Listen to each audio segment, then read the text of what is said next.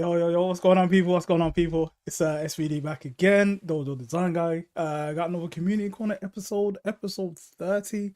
Yes, today we're gonna have Peach on, Tekken commentator, all that good stuff. So we're gonna obviously be talking to her about Tekken commentary, recent trip to Japan and Korea. It's gonna be a fun one. Before we continue, we've got a few announcements. Shout out to you guys in the chat. Shout out to everyone that's joining. Got a few announcements before we start. We have Drowning Pools coming up this weekend in Liverpool. Got Street Fighter, Tekken, Guilty Gear, Under Night, Skullgirls, few other games. That's happening this weekend on the 15th, which is the Saturday. Shout out to the guys that are running that over in Liverpool. I think it's, as far as I'm aware, quite a few of the games have hit their biggest numbers, so that's sick for them. So be sure to lock in to that. We also have Clash of the Olympians as well, which is obviously a Tekken Master event that's going down this weekend in Greece. So be sure to check in for that as well. But yeah, man.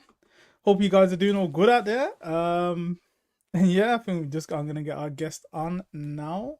So let's just get into episode 30. I can't believe I've done 30 of these already. I don't know how much I'm gonna do, but we're seeing it. But for now, welcome to the stage. Peach, how we doing? Hi. Hello, hi. Thank you so much for having me. No, Do you know what I no, mean? I feel so official. I'm so happy to be here.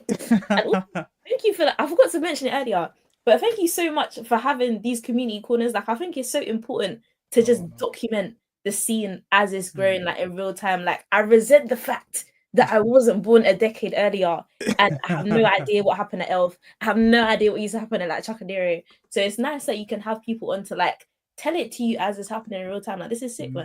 No, I appreciate that, man. I appreciate that, man. Shout outs to Santo in the chat.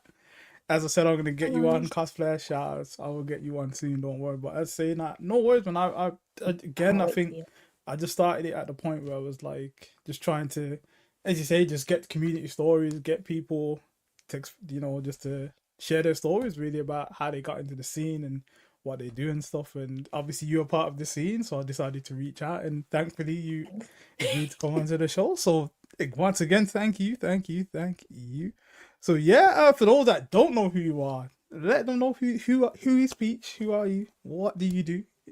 No, we started off with a whole existential crisis. Slay. Who am I? I don't know. No, I'm joking. Hi, my name is Peach. I am a content creator, streamer. Most of you, I think, know me from Tekken, which is so interesting because this is like, I think, a very recent development in my career. Prior to that, I used to be signed talent for Nace Saga, which is a digital like entertainment gaming industry, mainly for Black creators in the UK. And that's actually how I found out about Tekken 8 specifically. Like, I was doing press for one of like for their channel. So like was it Chop? They'd invite me down to the Sphere to like see Tekken 8 early and like get to grips with the game. And like Chop was there. Obviously, for those of you who don't know, Chop is like RTA, one of the best human beings to ever touch his big toe on the planet. What a legend. We love him to death. And yeah, like he was like, I really enjoyed the game. Which is cool. Like, I've had a feeling I would, because up until that point, I think I've been doing a lot of like variety stuff and a lot of stuff mainly like for brand. So I streamed regularly, but I didn't really have like a game. So I played the game, loved the game because I play like touching that another time. But I do play fighting games. Like, I played fighting games prior to getting involved with Tekken. So I was kind of like, I think even at the time I was probably playing like Guilty Gear Strive. But nothing was sticking. So like I played Tekken 8 now, and I was like, oh wait, this is kind of fun. Like, I'm kind of feeling it. And Chopper's like, yeah, like we're gonna have some locals like come down. Came down, had a blast, and the rest is basically history. So yeah, man, that's how I ended up here today.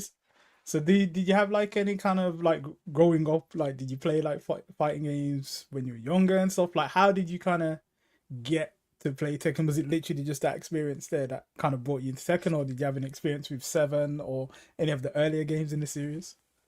I feel like I'd be lying if I said that I didn't. So like, everyone's like, I always tell people like, oh my god, this is like my first Tekken. It's my first Tekken. It's the first Tekken that I've actually like looked at the mechanics of the game and tried to take it seriously. Okay. Yeah. But like prior to that, I grew up playing fighting games. Like, one of my earliest memories is, I think it was like Hyper Street Fighter 2. on the PlayStation 2 to my older brother's games. PC. I've got Oh, 3 okay. brothers. Yeah. I describe our relationship like the Ninja Turtles. So you got Leonardo, Raphael. I'm obviously Donatello because I'm the smartest one. And then you got Michelangelo, he's like 3.5 years younger than me.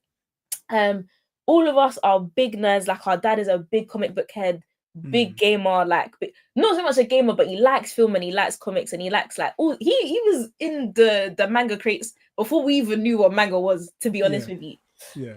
So yeah, like definitely grew up like being around games, playing fighting games all the time. And like also we run judo clubs, so like we all do martial arts, we all play games. It's kind of inevitable that we was gonna end up on fighting games at some point.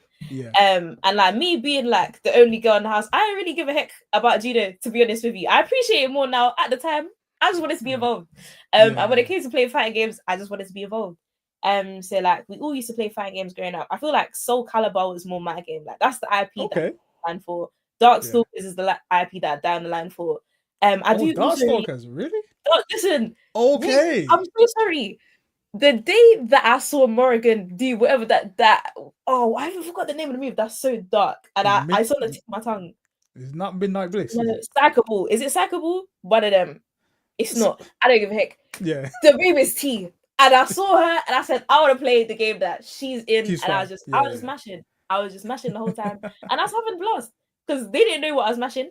And neither did I. So it was great. But yeah, like I think all of us kind of had our own game that we're good at. Like the older two, the Tekken was ironically is my younger brother's game. Like he plays Brian and Steve. He was really into Tekken 7. And like at the time I was like, whatever, man, like 3D fighters, 2D is already enough for me. The whole third dimension, I'm not really trying to hear it. And then like I'll be watching him watch like all of the high level gameplay, and everybody's always like, the backdashing only exists at high level. It only exists at high level. But if that's all the media that I'm seeing, I just want to hear something, bro. Like, I wasn't trying to hear it. So when they introduced Heat and there's like, oh yeah, the whole ethos of the game is that it's going to be more aggressive. That's kind of what made me look like, okay, maybe now's my time to shine on this Tekken game. I haven't been shining, but I've been having a good time. Which is more than I think most people would say. So is Tekken 8 like the kind of first game that you kind of like quote unquote took seriously in terms of I'm gonna actively try and play this and learn this and like play properly as opposed to just mashing? I feel like it's the first one where I realized that I'm actually taking it seriously. Like I want to say that I took Soul Calibur 3 seriously. I didn't, but this is before like I even knew that content creation as far as gaming concerned was a thing. So like me, my brothers asked a Soul Calibur 3. I thought I was quite shit. If they had locals for Soul Calibur 3, I probably would have pulled up and I probably would have got blown up. But no, like I think Tekken 8 is definitely the first IP where I've understood what's actually happening. I did like Strive. I feel like was kind of got me more into like the competitive side of things. Okay. Because I was streaming that for a bit. But I was also a Wi-Fi warrior, so I feel like that tells you everything that you need to know about that Strive arc. To be honest with you. So what was it about Strive that kind of appealed you to Strive? I guess obviously the anime, manga, aesthetic. Like, what was it that kind of brought you to Strive? That is exactly it. Like, fair.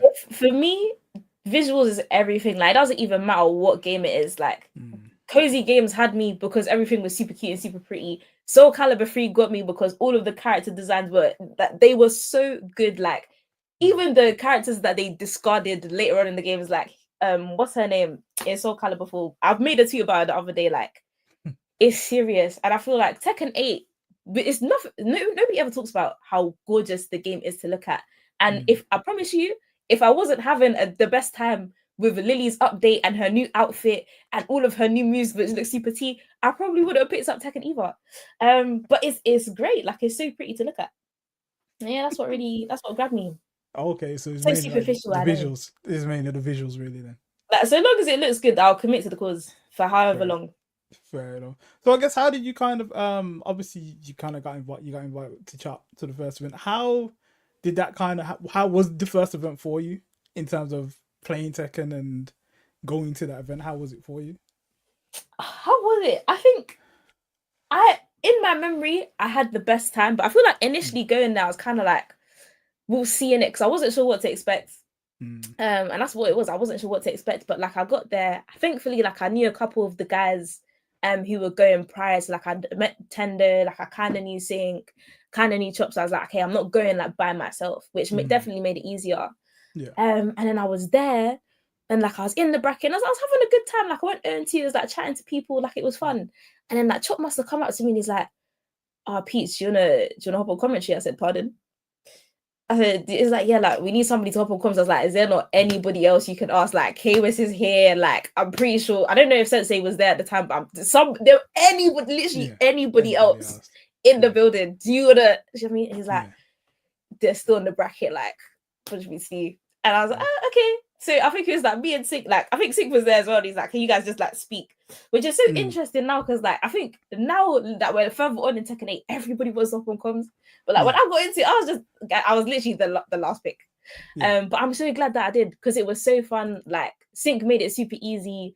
Pun Life, like that. I think that was the first time me and Pun had done comms together, and he is so good at what he does. Like I was literally just sat there cracking jokes for like half an hour straight, and he made it work. And I think when I think about commentators who I want to be like when I grow up, Pun Life is definitely on the list. Like he cooks with grease, man. And yeah, like that was my first offline experience, which I don't think is kind of actually tell her, like it wasn't my first offline experience, but it's like the first local that I actually showed up to, and I was like, I'm gonna get involved. I think prior to that, as a content creator, you find yourself at like EGX and like all the like little locals all the time. So I'd been to like WSD prior to that, and they had like a small Tekken tournament, which I entered, got mashed up on, and I was like, you know what, I'm just gonna go have a day. Same thing happened at EGX. I think I entered EGX. This is like Tekken 7. And I knew Tekken 8 was coming out, so I was like, okay, because I would like press mind, like I'm working. Let me like try and understand what it is that I'm gonna be reviewing before I actually like sit down and like analyze this game. Because I've got to give a review for like casual gamers, but I need to know what I'm talking about. Yes. And it's like I entered EGX with like down forward 4 in a dream. Like I didn't know any of Lily's inputs. I didn't know anything about anything. But I still got 2 and 2. So in my head, I'm like, oh, if I don't know anything, surely this thing cannot be that hard. I found out when I got to WK. But it's good that I had that experience then, because it's what enabled me to commit to the cause further on, you know? So Yes. So like how did you, I guess obviously you asked to jump on commentary, like at this time before you jumped on the commentary, were you kind of how did it go for you? Were you kind of just like, okay, I'm just gonna go on there and be natural? Were you kind of conscious of, I need to know frames or things like that? And obviously Pun Life was he there to kind of balance it out, if you will, like.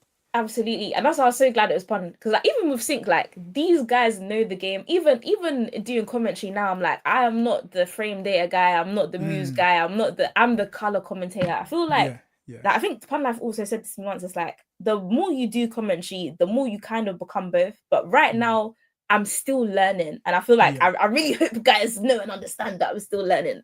Because I want to hop on the mic and say something dumb. No one wants to hop on the mic and say something stupid.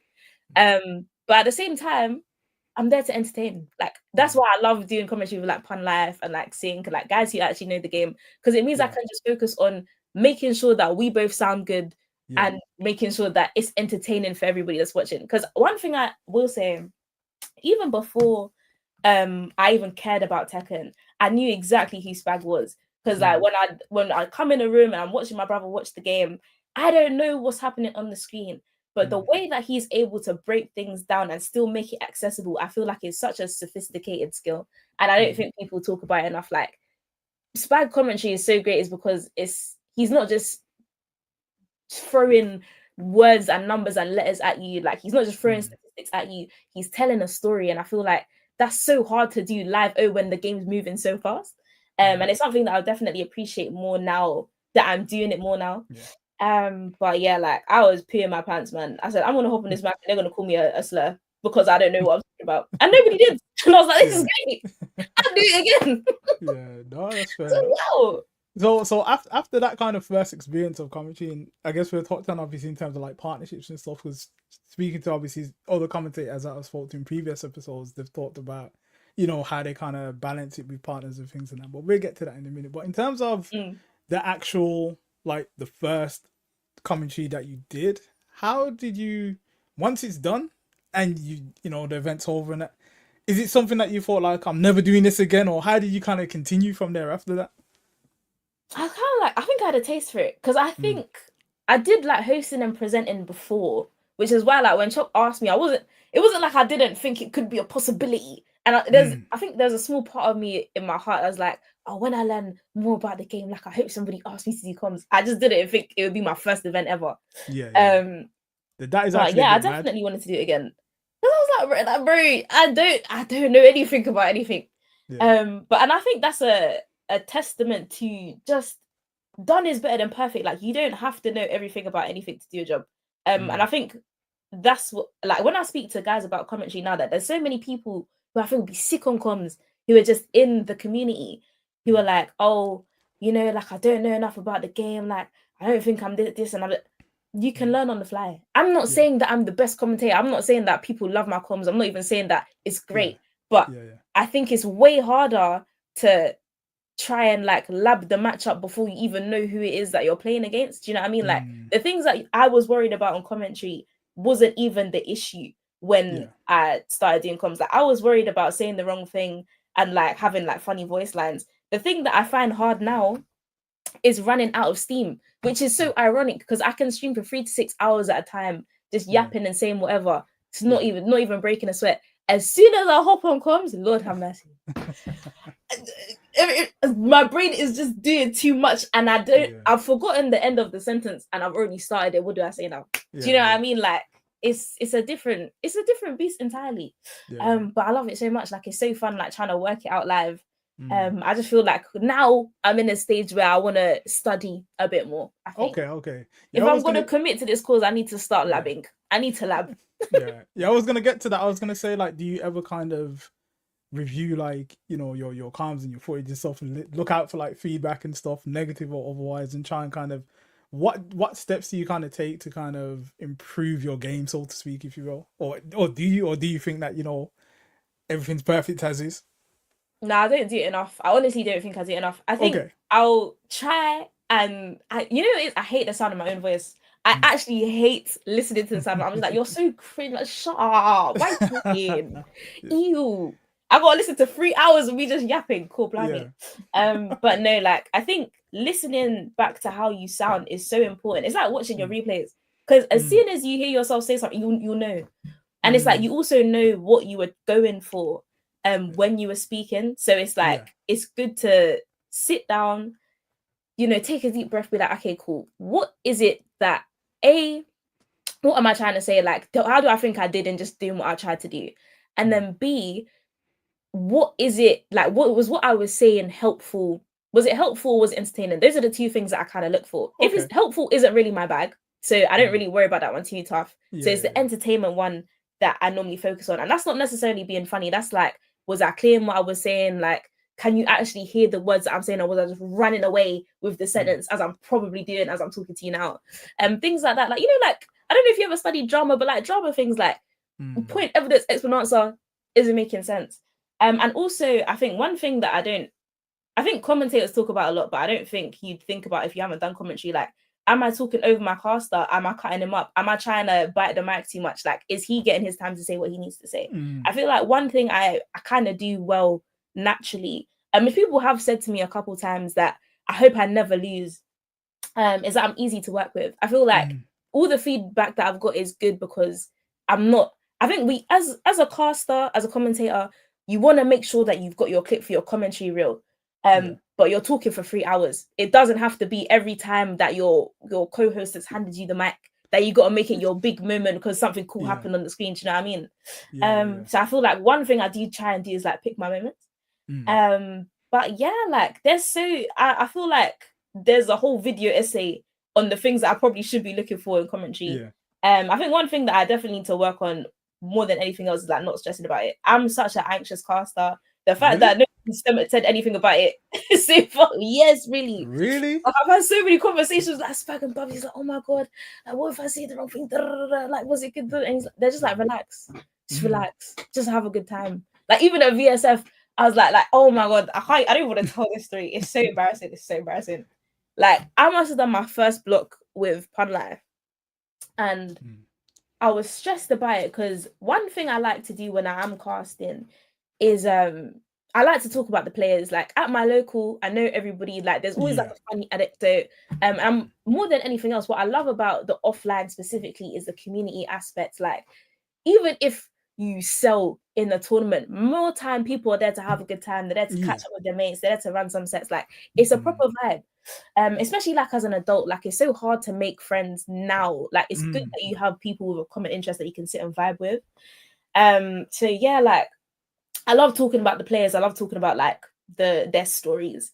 And I've got to VSF now. I'm looking at the bracket, and I did do some research before I got there, but I'm like, I don't know anything about any of these guys apart from the characters that they play and like their statistics. Do you know what I mean? Like none of these, they're not interesting to me. And if they're not interesting to me, I'm gonna have a hard time making it interesting for everybody else. Yes. Like, fuck. So I've come on the first block now, and also it's not even like you're getting the names and faces that you see regularly. There's a complete difference. Struggling, bro. Like I'm struggling. I feel like I spammed the same voice line like 15 times in one time. I was like, what a combo! How many times can you say what a punish in a sentence? But anybody can say what a great punish. You know what I mean? Like it's not. I wasn't enjoying myself, and I find it hard to believe that everybody else was. They said that they were. So thank you guys. But yeah. Oh, sorry. You wanted to say? No. So I was saying like obviously it's kind of. I guess that kind of touches on the difference between like, you know, your local commentary and, you know, the major commentary and stuff. Because in terms of like your locals, it seems, as you say, you know, or the players, you're kind of familiar with everyone. You kind of get the stories. It is more relaxing. So I guess, what did you find it like?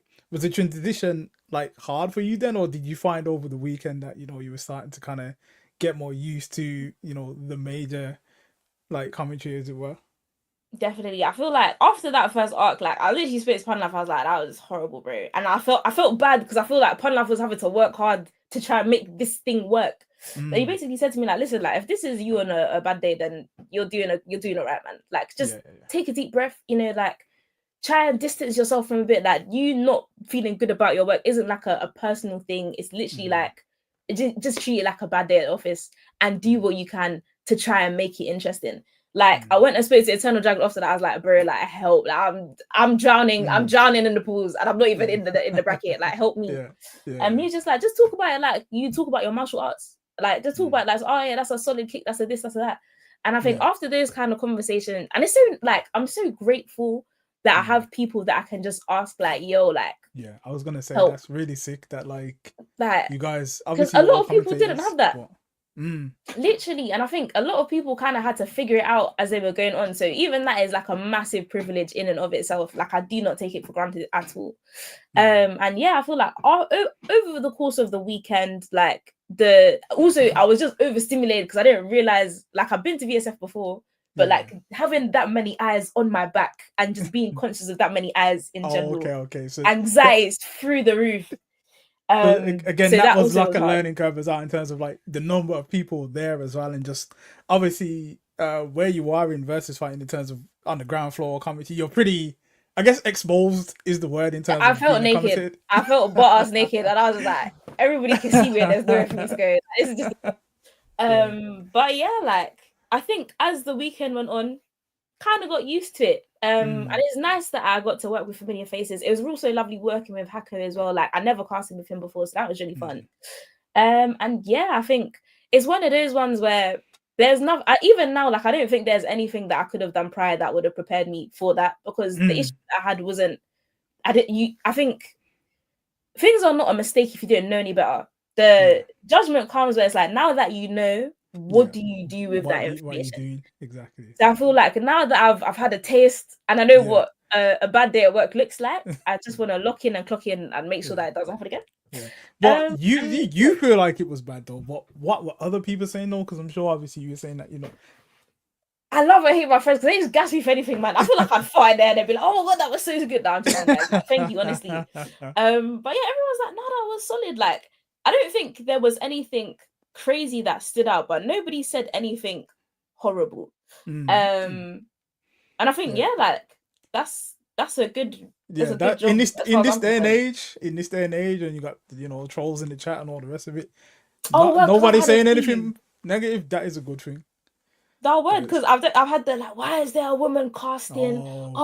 There's no you haven't called out an input in 3 to 5 working minutes. Like, what's this? Like, when I uploaded my commentary, I was like, brother, if you looked at the words that I said, this, I am an entertainment first cast. If I'm not funny, then fair enough, man. If the joke didn't bang, I'll hold that. But I never said that I knew frame data. And even when I know frame data, I'm not sat here talking about frame data. Because if you're like, I think right now, and I think this will be true as long as I do cast. I'm not here for the competitive Tekken players. There's nothing I can tell them that they don't already know. I'm here for the babes who watch Tekken on the internet and who are scared to come to their local because they feel like they need to be a super sweat to have a good time. Those are the people that I want to cast for. And just people who just want to have a laugh and a giggle. Like, I don't dream of labor. I've already broke my head trying to work out life and the universe. I'm not trying to add that mindset to Tekken as well. Do you know what I mean? You don't want to optimize the fun out of the game. And that's just the line that I die on. That's me and babes. And to be fair, it's fair because obviously speaking to Keno last week, it's like we were talking about, different commentary styles and how you kind of mesh with other people. And, one person would be like, the one that has the knowledge of the players and the frame data, and then the other one can be more of the kind of entertainment / hype. And obviously the different styles for different things. And I think obviously within your style, you've kind of got what you're going for, which is a good thing. Not everyone has to be like the prim and proper suit, knows all the frame data. Like, because as I said last week, I don't really. You need a balance because when you're watching and it's like, oh, okay, that's +3, that's +4, that's +5. Like the frames are all coming out. It's like sometimes you don't need that as a viewer. Sometimes, like, and again, then more often than not, the people that are going to be watching the stream will know that because they play the game and they're actually aware, or they have a means of actually getting that. And also, I will say, like, despite everything that I've just said, that doesn't mean I don't have an appreciation for frames and like knowledge and all those things. If anything, it makes being funny way easier because you know what you're talking about. Like, I think being funny in and of itself is a sophisticated skill because it means you have to have a shared context. You got to know that the audience knows what you're talking about, and then you make the joke.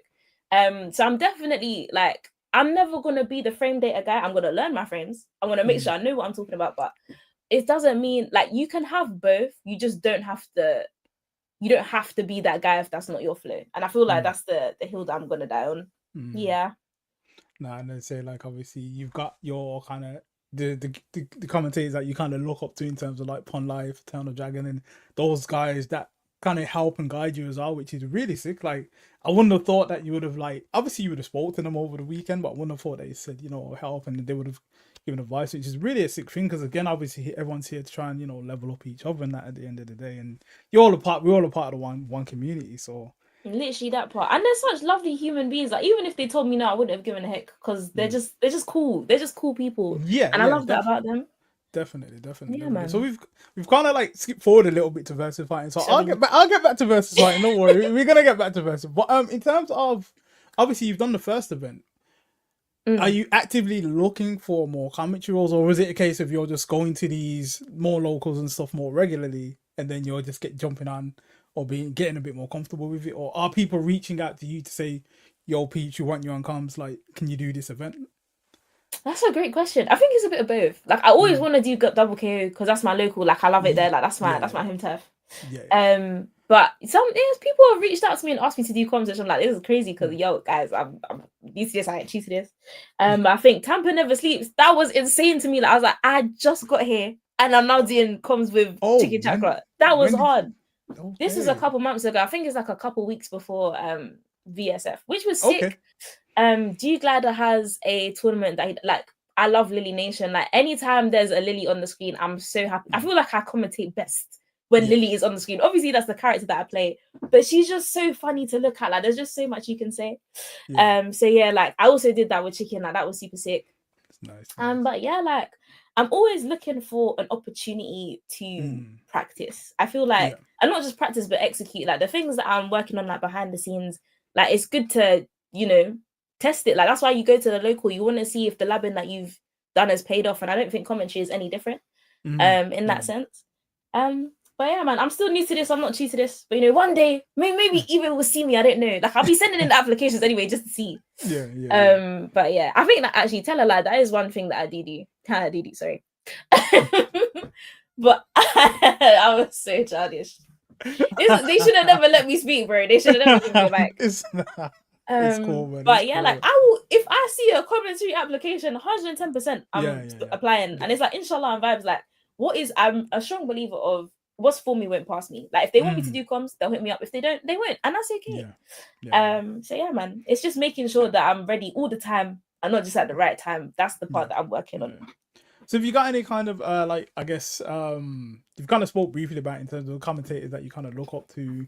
Are there any other commentators that you kind of look up to, or do you have any kind of specific goals that you want to achieve in terms of events? Like, okay, I want to commentate at this event, that event. Are there any kind of goals that you've got for the future that you're aspiring towards?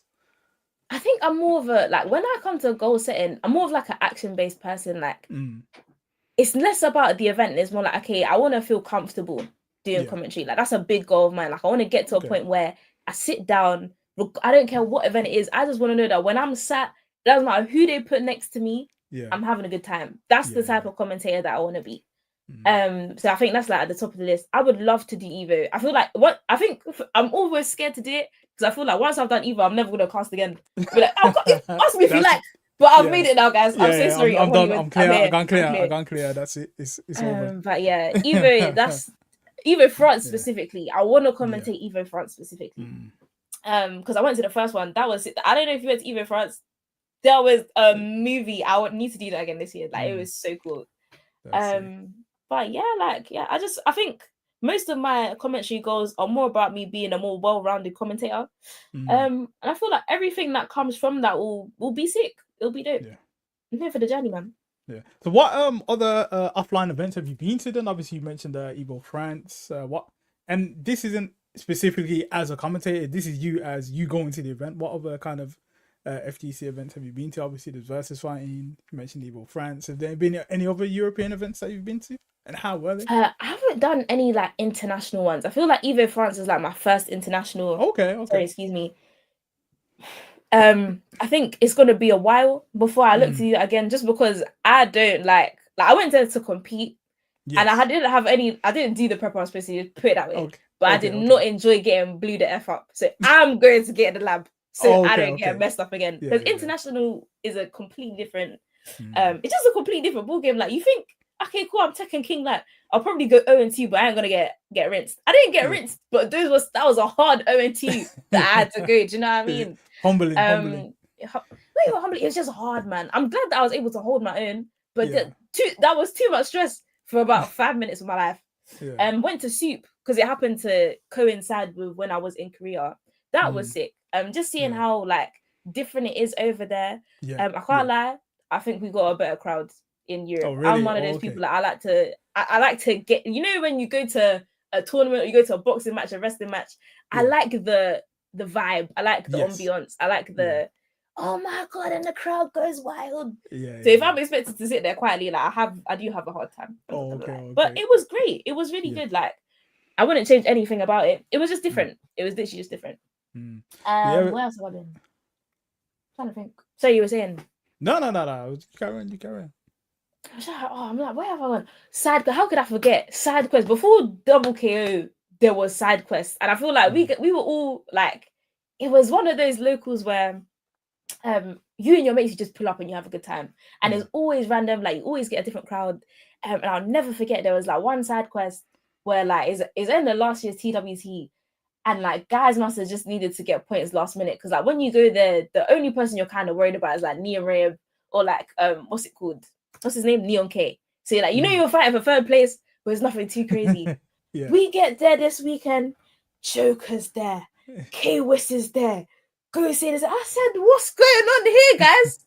I thought we was just here to have a good time, but it was a good time. Like, it was super funny. Just that in and of itself was hilarious. So yeah, like side quest is a good one. I've been to Meltdown 1 or 2 times. That's cool. I feel like all the locals I've been to is like in London. I want to go to the ones beyond London.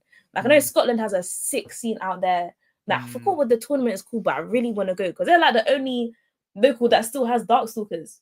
But like the fact that people are still playing Darkstalkers makes me so happy. Like, I need to see what's tea. And the Foundry, oh my god, how could I forget? Like, that tournament was so fun. It was done. Shout out to them, man. Before versus fighting. Literally the day before versus fighting. They need to do that again. Like, that was such a good day. Like I can't even tell you how good the day was. You just had to be there, man. You actually just had to be there. It was so fun. Yeah, So yeah, man. shout out to the guys at Foundry. Like they're consistent, man. Like they're actually running an event today. The locals. Shout out to all the guys that. Yeah, they pretty every 2 weeks on a Thursday. But I'm here doing community corner, so. But oh, you're supposed to be over there. No, not even. I always do it on Thursdays, but I'm switching up the days soon because like I'm gonna like Thursday just clashes with quite a few things now, so I'm just gonna. Yeah. But anyway, that's besides the point. But yeah, but you had a good time at Foundry before versus fighting, then yeah. Yeah, man, I had a great time. I feel like it's mainly because they're just so. I don't know what it is about you lot up north, but you're just such warm individuals. Like I got there and I knew I was gonna have a good time. Like everybody's super friendly, just yapping with everybody. Half of the guys I was yapping to, they probably weren't even there for Tekken. They were just there to chill in the arcade, and we all still had a good time. Got to play some casuals as well. It was sick, man. It was really good. That's proper, man. So I guess obviously we kind of touched on obviously your versus fighting experience, as it were. And it wasn't what we spoke about wasn't the complete experience. You also managed to get onto top 8 commentary on the main stage in the IMAX Cinema Theatre. The IMAX Cinema Theatre. Yes, it's Tekken. Tekken 8. For Tekken 8 main stage. How did this come about? I would also love to know. Yeah, guys, honestly, you have to ask Pun Life. You have to ask Pun Life. Okay. I was sat there to illustrate the point. Top 8 had been started. I think this was like probably winners semi-final, winners final, one of them. It's quite a bit. Also, grand final pretty late into top 8, right?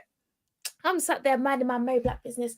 Like I need Gosain to win. Because Gosain is obviously my favorite player, guys. If you didn't know already. And like I'm chilling, I see some commotion at the commentary desk. I'm like, that's interesting. TT's. I don't know if you guys know Fury, I'm P3ACHX. Shout out to Fury. Like Fury's been tearing for the longest, man. He doing the Lord's work. He's like, Fury just points at me from the stage. He's like, you come here. I said, guys, people had up until this point, people have been asking me all day.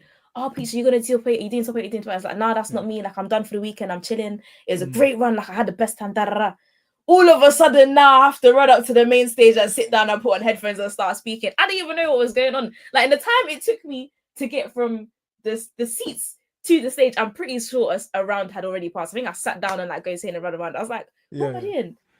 And yeah, like just as quickly as I'd arrived there was just as quickly as I was off. And I was like, I just commentated top 8. Like that's so random. I mean, it was so sick. Like honestly, I'll do it again. Yeah, but I just like a bit more notice, if that's okay, guys. I say from my vantage point, like obviously I'm in the cinema taking photos, whatever else, and like okay, yeah, commentary's going on and stuff, and then like I'm just looking and like I just see like Pun Life go off, and then I just see you hop on, and it was just so like seamless at the time, like you just jumped and sat headphones on and I was like, okay, what's going on here? I'm so glad it looked that way. It looks so glad it looked that way. I was stressed, man. I don't know what's happening. But is it like, I think that's what, do you know, I need to give myself a bit more credit. I had a feeling that I just had to sit down and yap, and I just committed to the cause. Because I also like, with how quick it was clear that something was happening. So it's like, I'm not about to ask questions. I just need to do what I've been asked. Yeah. And like, I'll find out after. We found out that Pun Life just needed to disappear for 3 to 5 working minutes. And it was fine. And it was fine. And everything worked out in the end. You know, and that's like your professionalism, like, you know, you just came in, just no questions asked, just slotted into it, and then that was it, innit? So yeah. But you enjoyed like obviously the overall tournament, and again would that would have been like the first major that you would have commentated at? I think was it not apparently. I feel like EGX might have been. I think EGX was part of ETC. But I think it's like the first major where I'd felt like I'd made it. I feel like EGX was like his whole like own experience. It didn't even feel real. Like I was sat on comms with like Spag and Bubsy, and like I literally just started, and I was like, oh my god, like, I'm here with my face, holy smokes! Like I was so like, it was all so surreal. And like VSF, it felt like it was me now, like actually like stepping into those shoes and like, okay, cool, like I can sit down and do the job that I've been asked to do. So yeah, man. So how was the event for you outside of outside of the commentary and the work, so to speak? How was the actual event for you? Like, how did you find it? I would think I was on comments for like the whole time, and anytime I wasn't, I just wasn't even a person. Like I think when you come off commentary, you kind of like just left yourself on the stage, so I couldn't tell you. I know that the food was sick. Oh my god, there was like a mac and cheese that I had like 2 days in a row because that was so tea. I forgot the name. I forgot the name of there's Mellows. like a was it? I think it might have been. Listen, they got Mellows. a season that food is made with love. Put it that way. Like that was amazing. I need them to be back next year. I think the only thing I would say is like the VSF. I love VSF, and like it breaks my heart every year because it's at such an awkward time in year. Like I love carnival prep. I feel like every year I have to do the toss up between like VSF and carnival. Was all points Easter's the same weekend. Like, and also like when I was going, that was also a big part of like me, like my anxiety, in that everyone was just preoccupied. By the time VSF came around, it was like I'd love to be there, Peach, but unfortunately, like I gotta be somewhere else. And I was like, damn, I'm really out here on my Jack Jones. So shout out to Josia for being able to come with me up there, because she ate that, man. The emotional support was definitely felt, and I appreciate that for her for that. But no, it's a great event. Like, one thing I will say about VSF is that if you want to get a taste for a major, that is 110% the first place where I'd like say go. Because the games are already good. I love that there's a whole room dedicated to just casuals, so that when you're done, you can actually just sit and bake and play. And I love that they have Soul Calibur. There was a whole Soul Calibur bracket that I didn't even know I could enter because I thought I had to do commentary the whole time. They'll see me next year. The Soul Calibur, shout out to the Soul Calibur guys. And nice segue into, I completely forgot at the start, versus fighting this year, 24th to 26th of July. Well, I said next year, so it's 24th, 26th of July next year. Dates have been announced. More info coming when it comes. Just look on the socials. But yeah, the dates are already out there now. So I'm putting in my calendar right now. Looking forward to it. 24th to 26th next year. But yeah, so obviously you kind of mentioned briefly in terms of going to Korea. You recently went to Japan and Korea. I did. How was it? It was, honestly, it was everything. I have to go back. Like, I didn't even know that it was gonna be what it was. Like, I think I was saying this to you earlier. I think as like a big nerd, like somebody who loves like anime, K-pop, all of the exports from Asia. Of course. You're like, I can't die if I don't go to Japan and Korea. And it's like I got there and I didn't even do all of the things that I went there to do. Like everything that was on my itinerary, throw it in the bin. I have to go back to go and do the itinerary that I did. But even when I was there, I had the best time. Like I was just so enchanted by it. Like we were staying in Itabashi. And we were just like enjoying walking through Tokyo. Like I was eating like I'd never seen food before. That's one thing I do miss. Like guys, everyone says the food in Japan. Everyone that I know that has been says the exact same thing. It's not a joke. It's not a joke. I feel like I came back to the UK, yeah. I had like one egg and I could feel the chemicals in my system. Like it's not the same, bro. These GMO, whatever the heck, chem plants, I can feel it, numbers and all that. Like all of the numbers, they're just eating numbers in science. It's not the same. Everyone I know says the food. But yeah, so it was. But what part of Japan were you mainly kind of based in there? So when I was in, it's so funny because like when I was in Japan, we stayed in Tokyo, and then when I went to Korea, I was everywhere but Seoul. So it's like in Japan, I got like the proper city experience, and then like in Seoul, it's not to say that I wasn't in like towns and cities, but it was more so like what's happening outside of the city experience. Like the only time I was in Seoul, I think I was at Soup for both days. I only really got to see like Myeongdong. But yeah, like we went to Shibuya. Where did we go? I couldn't even tell you where we went because I was just taking it all in. The one thing I will say though is that if you plan to go to Japan, under no circumstances are you to go to Don Quixote Frame 1.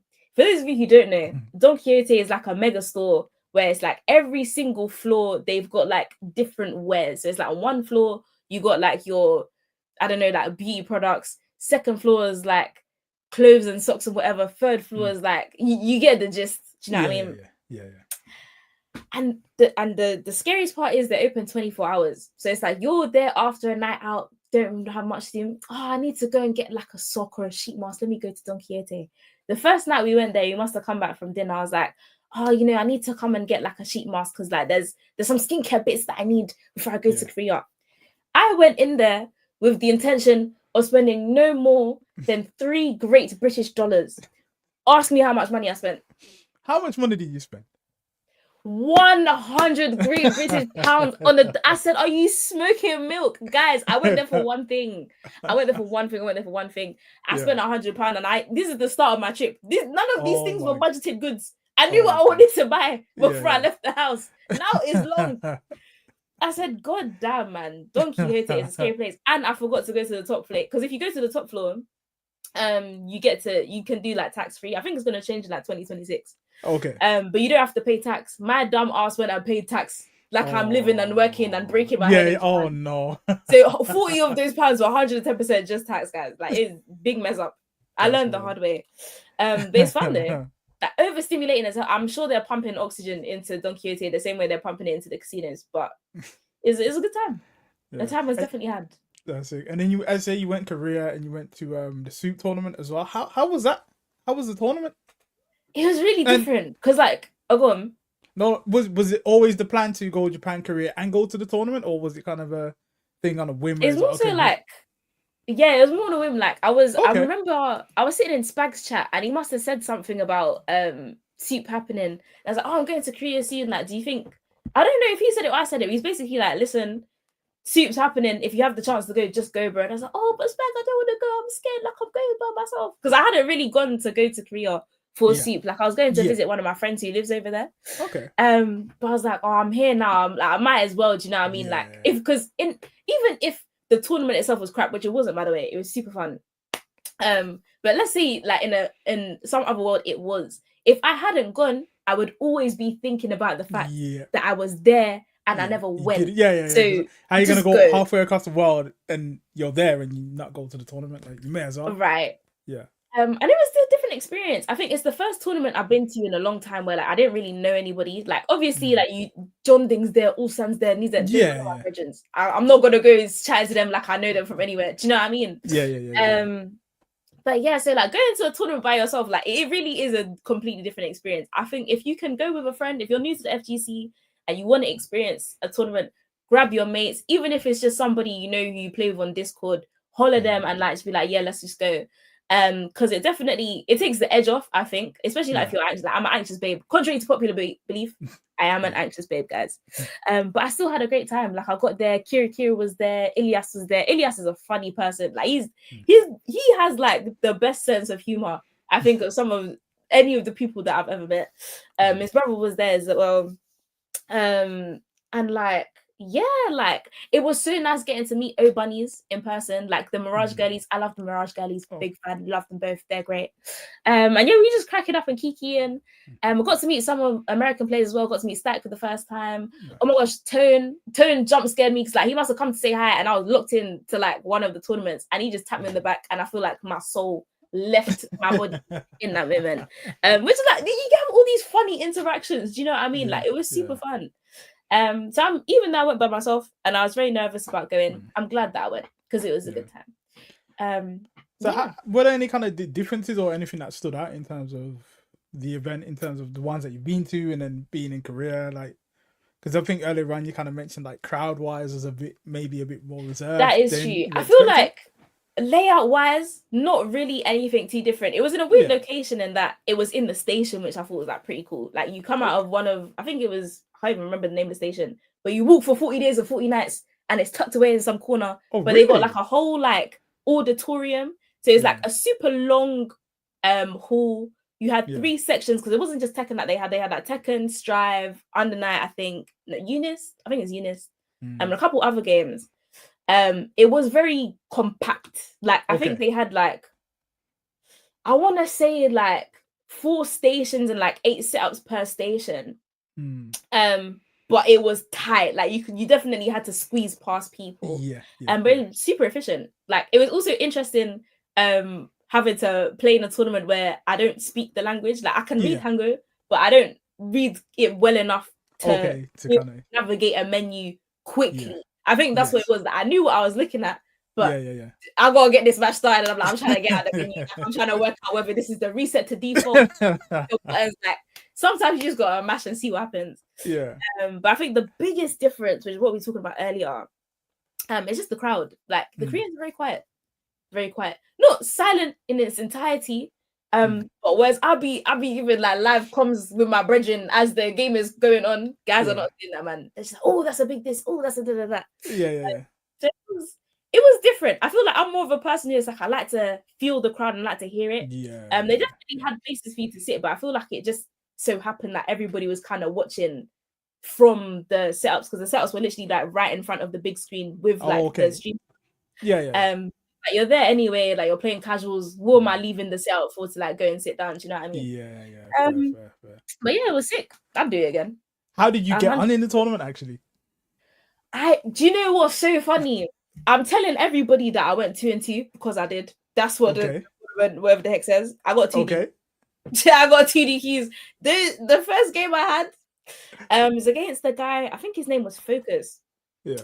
Player. I didn't know who he was, obviously, because I'm not really like in the Korean scene like that. Yeah. But like I just knew that was objectively like, even if I wasn't playing in it, just looking at the bracket is objectively the hardest tournament I feel like the TWT has had. Like stacked. Every single pool was stacked. Yeah. It's like I'm playing this Victor. I didn't do too bad. Like I feel like I got like it was always like a 2 rounds, like final round situation. But the guy knew I promise you, if it wasn't for me doing like Lily gambling, Lily casino rubbish, that guy clocked my T. He broke every single grab. He broke even the counter hit grabs. He knew exactly what he was doing. And I was chatting to Naria, and I feel like I don't know if he trains with the DRX guys, or if he knows them, but she's like, yeah, like it's Victor, he's okay. I was like, girl, he's blew me up. But yeah, like that was sick. Like watching Naria play live was also hard. And yeah, like my second game, I don't know who he was, but that like by that point I'd had my 2D queues, so it's so deep in the bracket I knew I was going home. Do you know what I mean? Like at this point I'm just pressing some buttons to have a good time, and it was great. Like it was really fun. I did a lot better than I thought I would. Like the fact that the rounds lasted longer than 10 seconds, I feel like, hey, I cooked, especially in a game like Tekken 8. Do you know what I mean? Yeah, it's an accomplishment, definitely. But yeah, it was fun, man. It was definitely sick. You went 2-2 in a stat Korean tournament. What can you say? No one can chat to me ever again. No one's allowed to be bad at this game ever again. I don't care if I'm a man. Exactly. That was fun. Exactly. So I guess in terms of like the in terms of talking about Tekken and the future of Tekken and obviously new DLC character Mirizo, and just how are you feeling in terms of like the direction of Tekken at the moment, and what are your hopes for like the future of the game in terms of longevity and stuff? That's an interesting question. I don't feel like I talk about it often because for the most part, like I'm just in my corner. I like that we're getting Mirizo. I think she's so tea. I think the character design, everything. Thank God we have a bad B in the game that can actually play.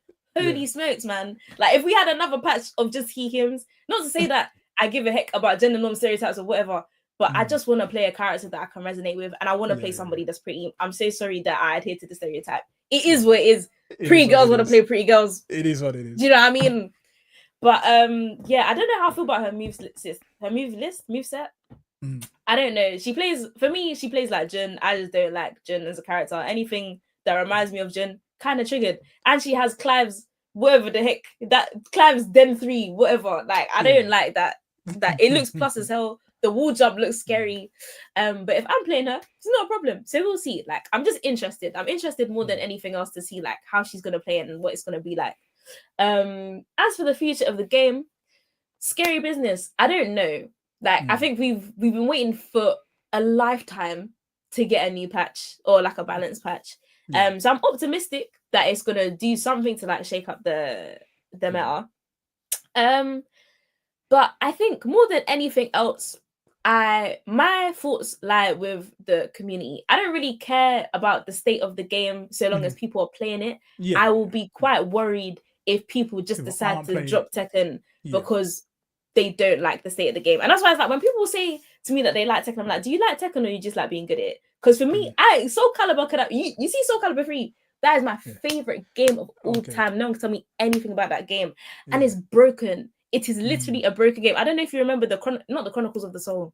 There's that one mode in Soul Calibur 3 where the game itself is literally bugged. Like every time you try to save your game, it will break and you just have to play the whole thing again from scratch.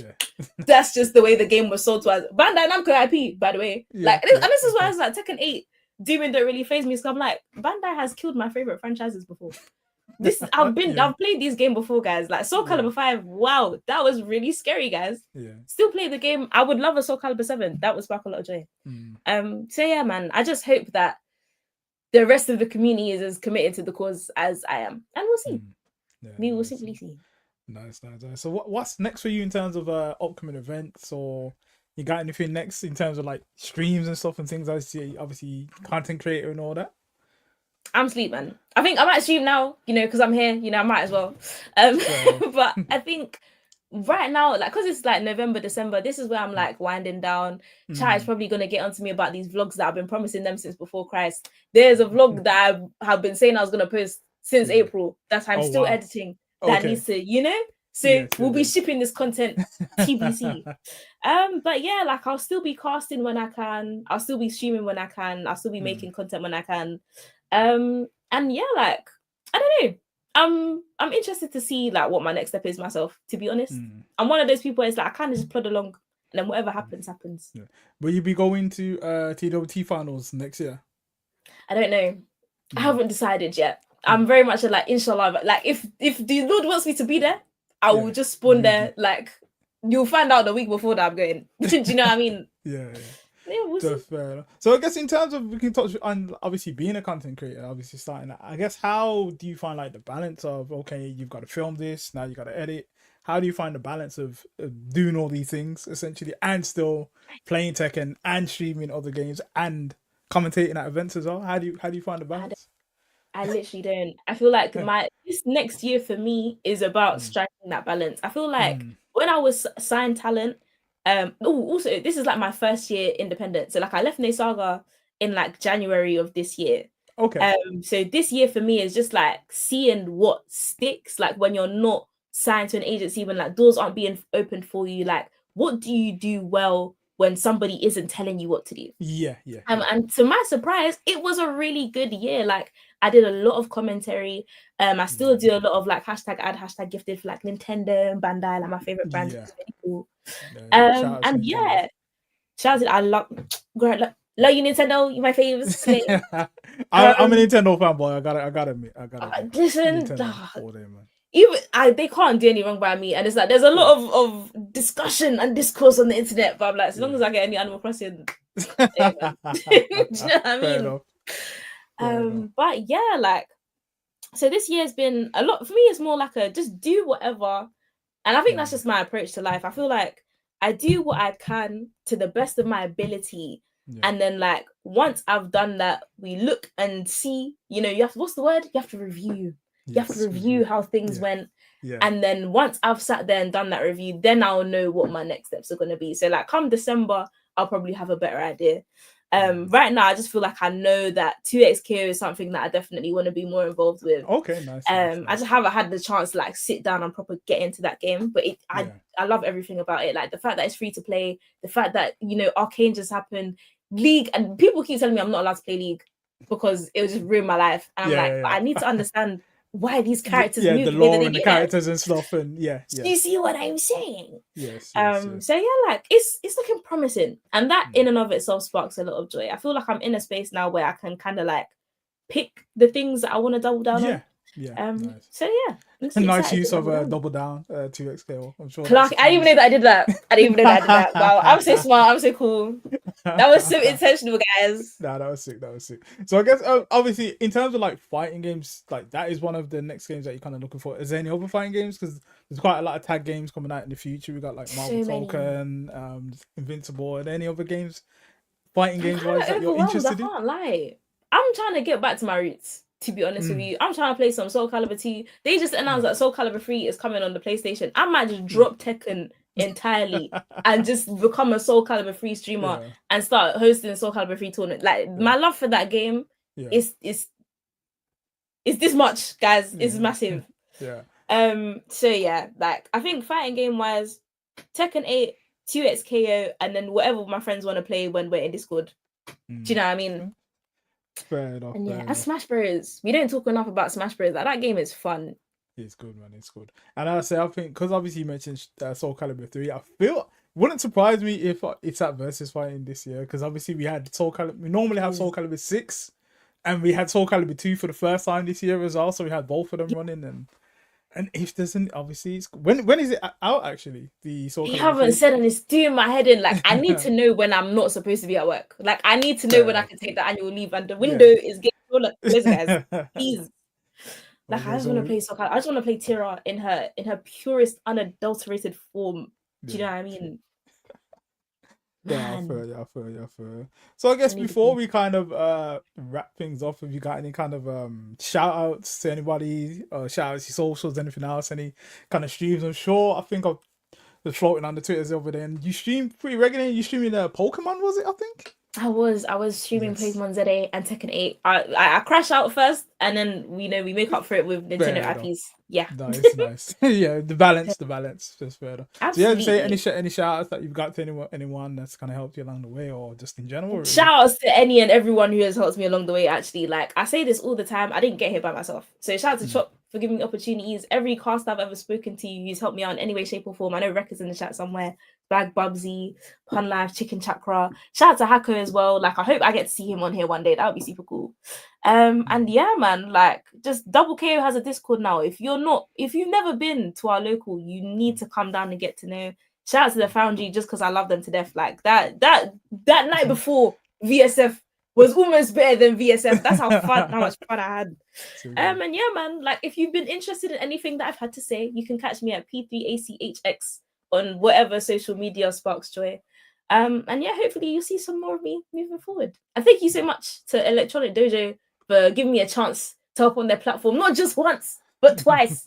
So y'all hate that. Thank you very much. No, we appreciate the time, coming on, and obviously joining us and just telling us about your story and how you got into the scene and stuff. It's pretty interesting because I say, like, from my point of view, when I do, like, obviously the commentary, the photography at versus fighting and stuff, and I see so many people involved in the event, that was one of the main reasons why I started Community Corner, because there's so many untold stories really, and there's so many people that kind of come together to make the event what it is. So it's like, why not try and highlight them? So again, thank you for joining us, and it's been a pleasure. Yeah, man, it's been a good chat. It's been a good chat. So I appreciate it. Shout out Rekka as well, man. He ate that. He's the one who made sure that my what's it called? What is that thing called? My caster reel was tea. Would not have any gigs if not for Rekka. Truly. Nice. Thank you so much. No, thank you. So I think we might wrap up, but before we head off, I don't think actually the first thing I have to do is, obviously, as I said, versus fighting next year, coming up 24th to 26th of July. Mark the date down in the calendars, all that good stuff. We've got that. Then we also have where are we? We've also got, I really need a smoother way to do these things, I swear. But anyway, we've also got Drowning Pools this weekend, Saturday 15th. Shout out to the guys in Liverpool that will be running that. Look out for that on your streams. We've also got Clash of the Olympians going on this weekend as well. Tekken Master event, a few other games, the regular games, Grand Blue, Fatal Fury, on the night, etc. And I always plug my own stuff outside of versus fighting, electronic dojo, graphic design. I'm a children's author illustrator, so I create these books, littlemilobooks.com. So we got storybooks for kids, plush toys, coloring books, all that good stuff. So these are all my stuff that I've created myself. littlemilobooks.com. It's Christmas time. If you need anyone that wants one of these, just go to the website, help me out. It'd be much appreciated. But yeah, man. You need a command. I do. But I say this is like my stuff outside of versus fighting and design and whatever. Yeah, but yeah. Apart from that, any last words before we depart, Peach? Yeah, shout out to the community, man. Like, honestly, these things would not happen if not for you. I wouldn't give a heck about Tekken if not for you lot. So thank you all. Like, I hate saying that because it makes me sound like I'm above the community. I'm literally a part of it, if not within it. And now, man, like, I see Scarwork, I see the Santo. Like, every time I see these people at an event, like, honestly, it sparks joy. So yeah. Yeah, no, it's good vibes, man. It's good vibes. But again, thank you so much for joining us this evening. We appreciate you spending your time with us. Thank you for having me. Not a problem. And we'll obviously catch you on your next stream soon. And I'm sure you'll be at an event commentating sometime soon as well. Hopefully. Thank you. See y'all later. No, it's been lovely. Thanks a lot, but I'm gonna end the stream for now. Should be back next week, same time, same place, 7 p.m. on a Thursday. Just gotta confirm with next week's guest, and then we get all that on socials and stuff. But in terms of Electronic Dojo, you can follow us on everything Electronic Dojo except Instagram, which is Electronic Dojo UK. Yeah, just look out for the streams. I'll also be doing another retro stream on Tuesday this week, from 6 p.m. Like I normally stream this week. I did, what time did I do it now? I can't remember. But I streamed Super Ghouls and Ghosts. Got absolutely bodied. But it's fun times though. So join me for the retro stream at 6 p.m. I'm trying to get the thing up. It doesn't matter. But I'll be streaming. You just check on our socials anyway. But for now we're gonna head off. Again, Peach, thank you for your time. Pretty much appreciated. Everyone in the chat, thank you. Scarworkers asked me for Contra when I'm not playing Contra again. Like I got bodied last time. I'm not playing Contra again. But I'm not sure what I'm gonna do next week. Maybe a shooting game or maybe a fighting game, but we'll see. But just look on our socials for that. But for now, again, Peach, thank you for your time. Much appreciated. Everyone in the chat, we'll see you next week. See you later, guys. Peace out, guys. Bye.